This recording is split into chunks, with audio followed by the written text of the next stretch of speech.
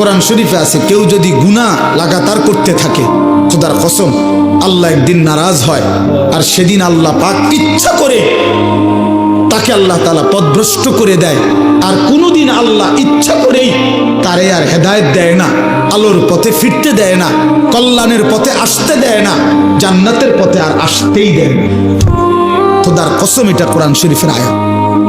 আল্লাহ বলছে একদিন আমি সত্যি সত্যি রাগ করলে ফাআনসাহুম আনফুসাহুম, আমি আল্লাহ নিজেই তোর আখিরাত ভুলায় দেব। যা, ঠিক আছে বান্দা, গরু ছাগল কুকুর বিড়ালের মতো খা, ঘুমা, পেশাব পায়খানা কর, যৌন চাহিদা মনে পূরণ কর, ঠিক আছে বান্দা, খালাস। নুয়াল্লিহি মা তাওয়াল্লা ওয়া নুসলিহি জাহান্নাম।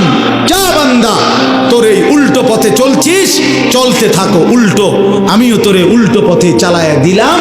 তো মনে রাখো একদিন ওয়া নুসলিহি জাহান্নাম, উল্টো পথে চলতে চলতে একদিন তোমারে আমি আল্লাহ ধাক্কা দিয়া লাথি দিয়া ফেরেশতাকে বলে জাহান্নামে ফেলে দেব।